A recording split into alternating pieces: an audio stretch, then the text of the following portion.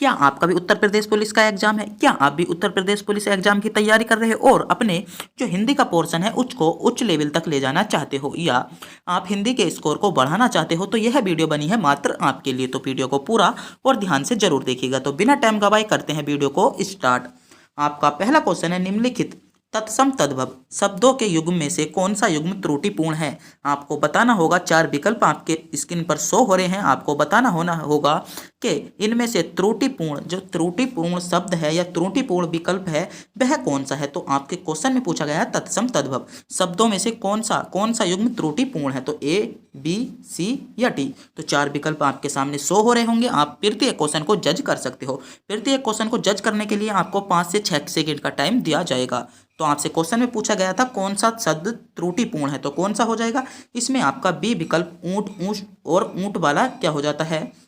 गलत जवाब हो जाता है। जिसका में आपका इसमें क्या होता है? ऊंट। ऊंट की जगह क्या होता है? आपका ऊंट होता है और ऊंट सही है। तो बी विकल्प में आपको त्रुटि दी गई थी, जिसका जवाब आपका क्या हो जाएगा?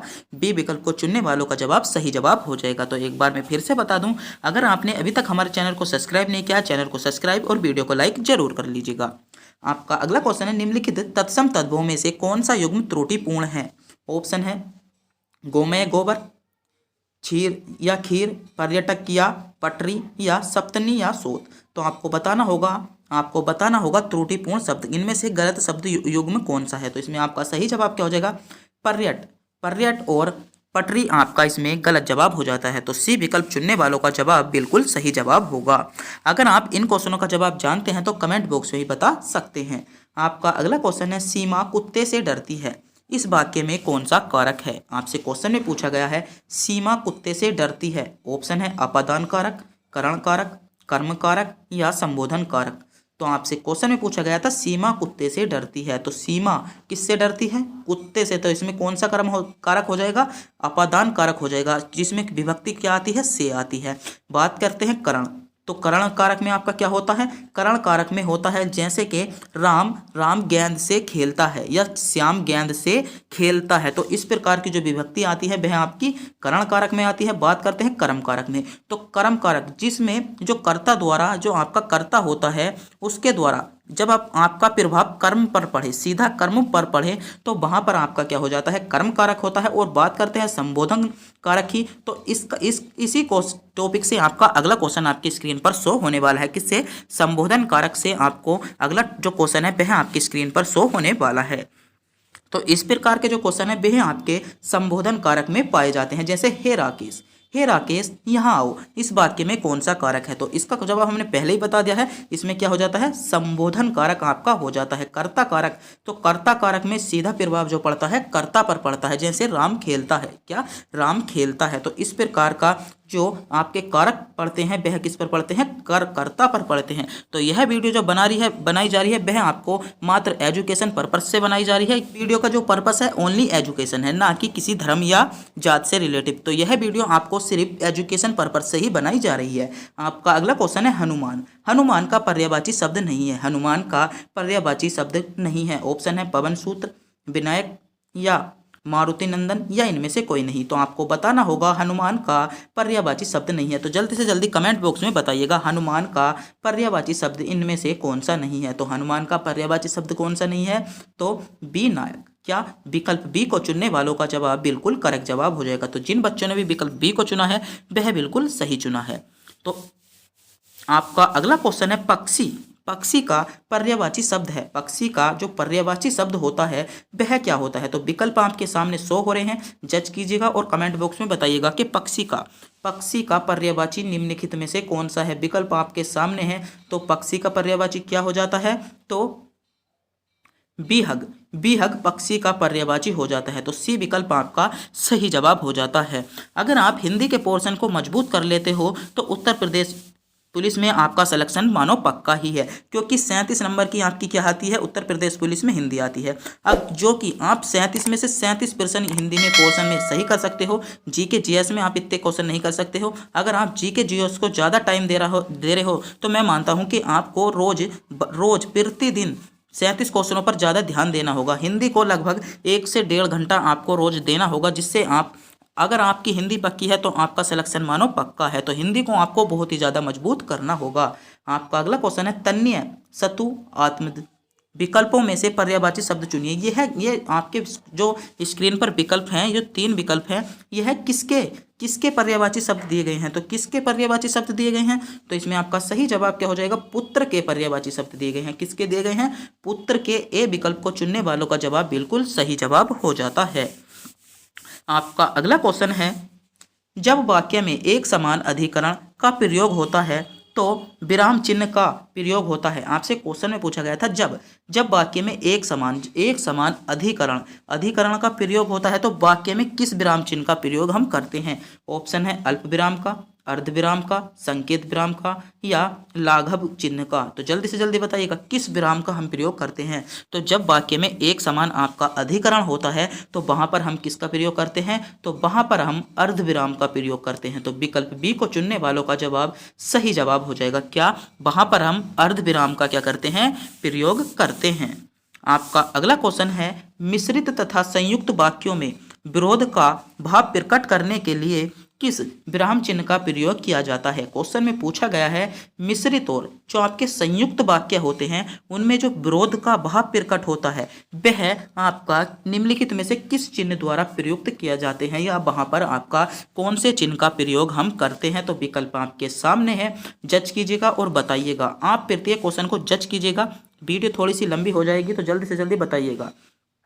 तो इसमें भी आपका अर्ध विराम ए विकल्प सही जवाब हो जाता है। क्या, ए विकल्प आपका सही जवाब हो जाता है। तो इस वीडियो में जो हम क्वेश्चन हैं उनके बारे में ज़्यादा डिस्कस करने की कोशिश नहीं कर रहे हैं क्योंकि हम प्रत्येक क्वेश्चन पर डिस्कस करेंगे तो आपकी जो है 37 क्वेश्चनों की वीडियो ही 1 से 1.5 घंटे की हो जाएगी। तो इसलिए वीडियो को ज़्यादा से ज़्यादा छोटा करने के बारे में सोच रहे हैं जिस पर हम इतना जोर नहीं दे रहे हैं। आपका अगला क्वेश्चन है दुष्कर में कौन सा प्रत्यय है। दुष्कर में कौन सा प्रत्यय है, 4 विकल्प आपके सामने हैं। आपको बताना होगा इन तीनों में से दुष्कर में कोई सा प्रत्यय है या नहीं है, इनमें से कोई भी नहीं। तो दुष्कर अधिकतर बच्चों ने जो चुना होगा पहले विकल्प को चुना होगा दुष, कि दुष ऐसे बनता है दुष प्लस कर, जो कि आपका बिल्कुल गलत जवाब हो जाएगा। तो जिन बच्चों ने भी विकल्प बी को चुना है वह बिल्कुल सही चुना है। विकल्प बी को चुनने वालों का जवाब बिल्कुल करेक्ट जवाब होगा। क्योंकि मैं सोच रहा था एग्जामिनर ऐसे विकल्प जरूर रखता है दुष्कर, क्योंकि आपने देखा होगा स सत्कोण वाला स्र है तो यह वाला स आगा। तो जो आपने बिल्कुल गलत चुना था इसका जवाब आपका क्या हो जाएगा, बी विकल्प इसका बिल्कुल करेक्ट जवाब हो जाता है।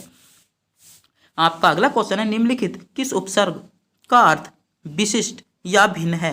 निम्नलिखित में से किस उपसर्ग का जो अर्थ है वह विशिष्ट और भिन्न है। तो जल्दी से जल्दी बताइएगा ऐसा इनमें से कौन सा उपसर्ग आपके सामने है कि जिसका अर्थ विशिष्ट है और सबसे भिन्न है। तो कौन सा उपसर्ग हो जाएगा, तो कौन सा उपसर्ग हो जाता है, आपका ए विकल्प इसमें सही जवाब हो जाता है। विष का जो आपका अर्थ है वह सबसे इन विकल्पों में सबसे अलग और भिन्न आपका हो जाता है। आपका अगला क्वेश्चन है निम्नलिखित में से निम्न शब्दों में से निर उपसर्ग का प्रयोग नहीं है। किस में निर उपसर्ग का प्रयोग नहीं है। तो जल्दी से जल्दी बताइएगा निर उपसर्ग का प्रयोग किस में नहीं है।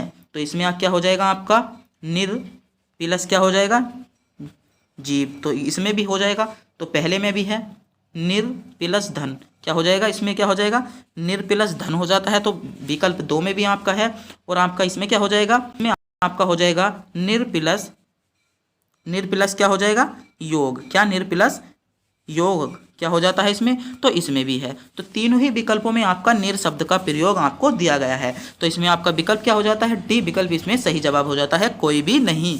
तो विकल्प डी आपका इसमें से सही जवाब होगा।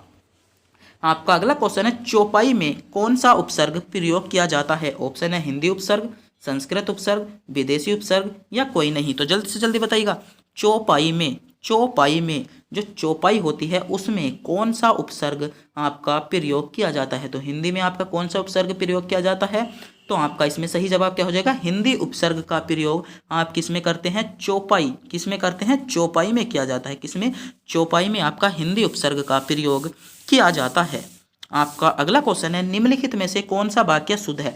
जो विकल्प आपके सामने दिए गए हैं आपको बताना होगा निम्नलिखित में से कौन सा वाक्य शुद्ध है। ऑप्शन है तुम्हारे से कोई काम नहीं हो सकता, नेताजी की मृत्यु शोभजनक है, फूलों का विक्रेता मुझे प्रतिदिन फल दे जाता है और दिन भर वह कड़े परिश्रम करता है। तो आपको बताना होगा, 4 विकल्प आपके सामने है, पढ़िएगा इन्हें। इसके लिए हमें कुछ आपको टाइम दे रहे हैं, इन्हें को पढ़िएगा और बताइएगा इनमें से कौन सा वाक्य आपका सही जवाब होगा। तो इनमें से कौन सा वाक्य आपका सही जवाब होता है। तो आपने कौन से विकल्प को चुना है, जल्दी से जल्दी बताइएगा। तुम्हारे को कोई काम नहीं हो सकता, यह तो आपका बिल्कुल ही गलत हो जाएगा। नेताजी की मृत्यु क्षोभजनक है, यह भी आपका क्या हो जाता है, गलत हो जाता है। फूलों का विक्रेता मुझे प्रतिदिन फल देता है, तो जो फलों का विक्रेता है, वह मुझे प्रतिदिन फल देता है, तो यह क्या हो जाता है, आपका सही जवाब हो जाएगा। तो जिन बच्चों ने भी विकल्प सी को चुना है वह बिल्कुल सही चुना है। तो सी विकल्प को चुनने वालों का जवाब बिल्कुल करेक्ट जवाब हो जाता है। आपका अगला क्वेश्चन है, निम्नलिखित में से कौन सा वाक्य अशुद्ध है। आपको शुद्ध और अशुद्ध दोनों का ध्यान में रखना होगा, क्योंकि आप यहाँ पर कंफ्यूज हो जाते हैं। तो बूझा है कौन सा वाक्य गलत है। ऑप्शन है, तुम्हारे माता पिता क्या काम करते हैं, यह है उनसे उसने अपनी बात धीरे से बताई, गर्मियों की एक बात सुनाता हूँ, या तुम तुम्हारे घर चले जाओ। तो यहाँ पर क्या होता है, तुम अपने घर चले जाओ। तो इसमें डी विकल्प आपका त्रुटिपूर्ण है, जिसमें क्या है, आपसे अशुद्ध वाक्य पूछा गया था। तो अशुद्ध वाक्य कौन सा है, डी विकल्प आपका सही जवाब हो जाएगा। आपका अगला क्वेश्चन है, निम्नलिखित में से कौन सा वाक्य अशुद्ध है। ऑप्शन है आपके सामने, विकल्प सो रहे हैं, आपको बताना होगा। प्रत्यक्ष को प्रमाण में आवश्यकता नहीं होती, प्रत्यक्ष के प्रमाण की आवश्यकता नहीं होती, प्रत्यक्ष के प्रमाण की आवश्यकता नहीं होती, या प्रत्यक्ष को प्रमाण के साथ आवश्यकता नहीं होती। तो आपको बताना होगा निम्नलिखित में से अशुद्ध वाक्य कौन सा है। तो निम्नलिखित में से अशुद्ध वाक्य आपका कौन सा हो जाता है। तो इसमें आपका हो जाता है, प्रत्यक्ष को प्रमाण की आवश्यकता नहीं होती। तो यह क्या हो जाएगा, आपका क्या हो जाता है, अशुद्ध वाक्य आपका हो जाता है। क्या अशुद्ध वाक्य आपका हो जाएगा। तो सी विकल्प को चुनने वालों का जवाब बिल्कुल सही जवाब होगा। आपका अगला क्वेश्चन है, बारहसिंगा। बारहसिंगा शब्द में समास है। ऑप्शन है बहुब्रीहि समास, कर्मधारय समास, द्वंद्व समास, या अव्ययीभाव समास। तो आपको बताना होगा बारहसिंगा। तो बारहसिंगा में आपका कौन सा समास है। तो बारहसिंगा में आपका बहुब्रीहि समास है। बहुब्रीहि समास की विशेषता क्या है। बहुब्रीहि समास की विशेषता है जब प्रथम पद और द्वितीय पद को ना बताकर, जब समास प्रथम पद और द्वितीय पद की विशेषता ना बताकर किसी अन्य तीसरे पद की विशेषता बताता है, तो वहाँ पर क्या होता है, आपका बहुब्रीहि समास होता है। बात करते हैं द्वंद्व समास। जहाँ पर आपको द्वंद्व की स्थिति पैदा हो जाती है वहाँ क्या होता है, द्वंद्व समास। और अव्ययीभाव समास में क्या होता है, अव्ययीभाव समास में आपका प्रथम पद प्रधान होता है, जहाँ पर प्रथम पद में आपके उपसर्ग हो सकते हैं, प्रथम पद में आपके क्या हो सकते हैं, उपसर्ग हो सकते हैं। और बात करते हैं कर्मधारय समास की। तो कर्मधारय समास का क्वेश्चन आपको आगे मिलना है, तो उसके पर ही हम कर्मधारय समास पर डिस्कस करेंगे। आपका अगला क्वेश्चन है, कर्मधारय समास का उदाहरण है। क्योंकि हमने पिछले जो क्वेश्चन था उसमें इसलिए डिस्कस नहीं किया था, क्योंकि यह क्वेश्चन आपको अगले क्वेश्चन पे ही शो होने वाला था। तो आपसे क्वेश्चन में पूछा गया है, कर्मधारय समास का उदाहरण कौन सा है। तो विकल्प सी यानी विकल्प जो डी इसमें लिखा है, जो क्रम के अनुसार विकल्प डी है, वह आपका सही जवाब हो जाएगा। कौन सा, श्वेत पत्र आपका बिल्कुल ही सही जवाब हो जाएगा। आपका अगला क्वेश्चन है, परमानंद में कौन सा समास है। ऑप्शन है द्वंद्व समास, कर्मधारय समास, अव्ययीभाव समास, या बहुब्रीहि समास। तो जल्दी से जल्दी बताइएगा, परमानंद में कौन सा समास आपका हो जाएगा। तो कौन सा समास हो जाता है, इसमें आपका करेक्ट जवाब हो जाता है कर्मधारय समास। तो जिन बच्चों ने भी विकल्प बी को चुना है वह बिल्कुल सही चुना है।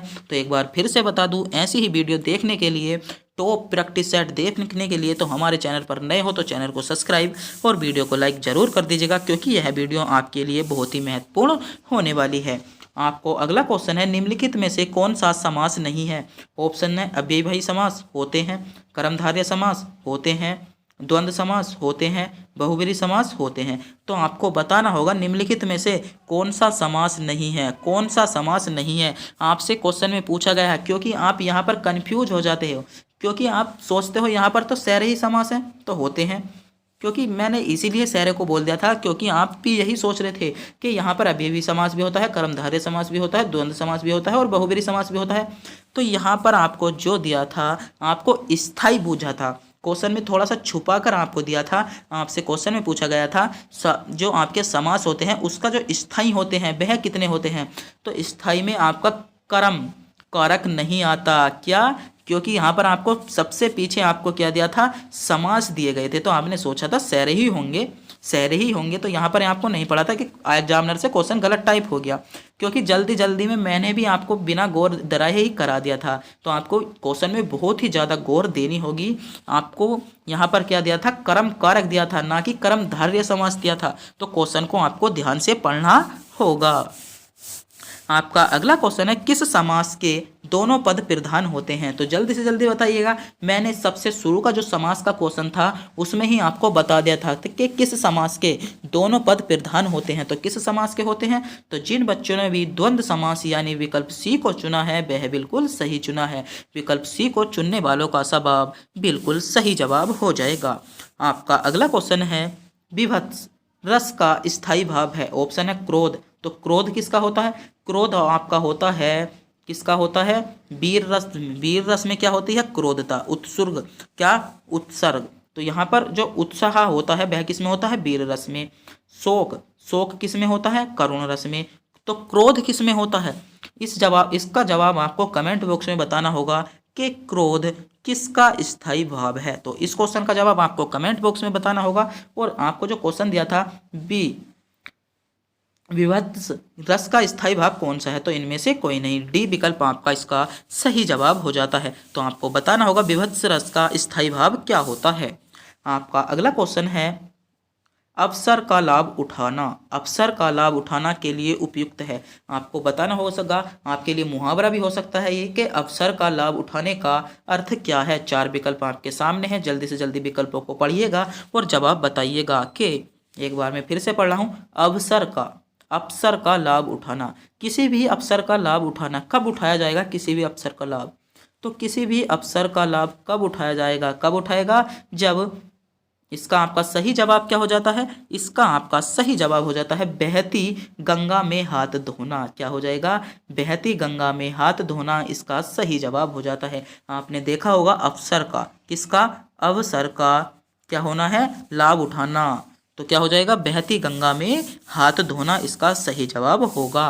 आपका अगला क्वेश्चन है, बाधा डालना। मुहावरे का अर्थ क्या है। जैसे आपका कोई काम कर रहे हो, उस काम में आपके कोई आकर बाधा घेर देता है, तो वह क्या कर देता है, वह क्या कर देता है, तो क्या कर देता है, वह आपका रोड़ा अटकाना। क्या हो जाता है, रोड़ा अटका देता है।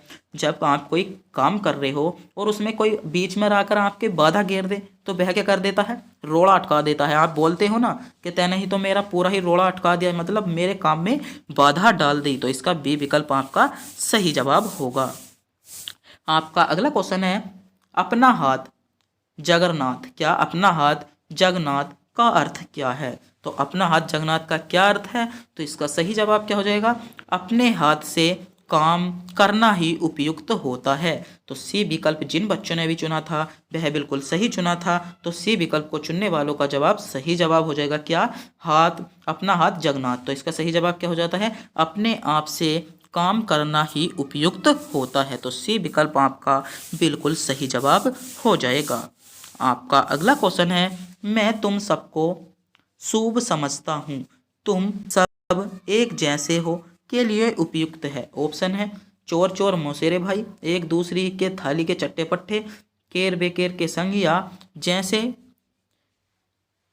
नाक नाथ और वैसे ही सांप नाथ। तो आपको बताना होगा कि मैं तुम सबको शुभ समझता हूँ, तुम एक जैसे ही हो। तो इसका सही जवाब क्या हो जाएगा, तुम एक जैसे ही हो। इसका आपका सही जवाब क्या हो जाता है, तो आपका सही जवाब क्या हो जाता है, इसका सही जवाब हो जाता है एक ही थाली के चट्टे बट्टे। तो अधिकतर बच्चों ने विकल्प ए को चुना होगा कि चचेरे मौसेरे भाई, चोर चोर चचेरे मौसेरे भाई के तुम जैसे एक से ही हो। तो यह आपका गलत हो जाएगा। क्या हो जाएगा, एक ही थाली के चट्टे बट्टे। तो बी विकल्प आपका सही जवाब हो जाता है।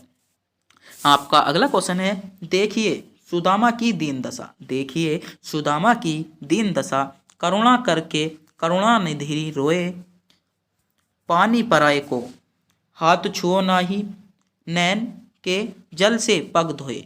आपको इसमें बताना होगा उपयुक्त पंक्ति में कौन सा अलंकार है। तो यह बात जो आपकी किस टाइम की बात हो रही है, जब जब सुदामा जी ने श्री कृष्ण के पैर अपने आंसुओं के द्वारा धोए थे, तो उस टाइम की बात हो रही है। तो आपको बताना होगा यहाँ पर कौन सा अलंकार है। तो यहाँ पर आपका कौन सा अलंकार होता है, जल्दी से जल्दी बताइएगा कौन सा अलंकार हो जाएगा। तो यहाँ पर कौन सा अलंकार हो जाता है, अतिशयोक्ति अलंकार आपका यहाँ पर हो जाता है। तो सी विकल्प में आपको अतिशयोक्ति अलंकार दिया है, तो अतिशयोक्ति अलंकार इसमें आपका करेक्ट जवाब होगा। आपका अगला क्वेश्चन है, चारू चंद की चंचन किरणें खेल रही जल थल में उपयुक्त पंक्ति में अलंकार है। तो कौन सा अलंकार हो जाएगा, उपयुक्त पंक्ति में कौन सा अलंकार हो जाएगा, जल्दी से जल्दी बताइएगा कौन सा अलंकार हो जाएगा। चार विकल्प आपके सामने है। चारू चंद की चंचल किरणें खेल रही जल थल में उपयुक्त पंक्ति में कौन सा अलंकार है। तो उपयुक्त पंक्ति में कौन सा अलंकार है, इसमें कौन सा अलंकार है, आपका सही जवाब क्या होगा, इसमें आपका करेक्ट जवाब हो जाता है अनुप्रास अलंकार। तो ए विकल्प आपका सही जवाब होगा।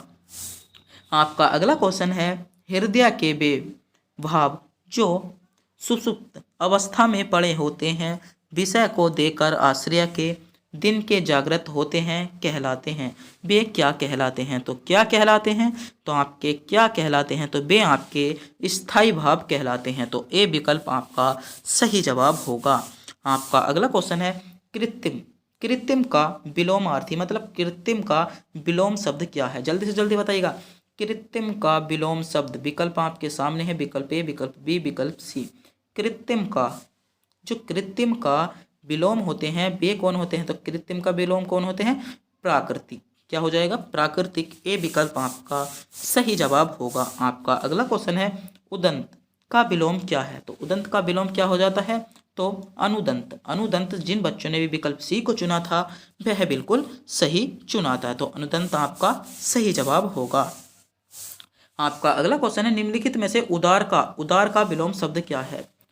तो उदार का विलोम क्या हो जाएगा, अनुदार। अनुदार डी विकल्प आपका सही जवाब हो जाता है। और आज की वीडियो का अंतिम क्वेश्चन आपकी स्क्रीन पर शो हो चुका है। आपका क्वेश्चन है, निम्नलिखित में से कौन सा शब्द गो का अर्थ नहीं है। निम्नलिखित में से कौन सा शब्द गो का अर्थ नहीं है।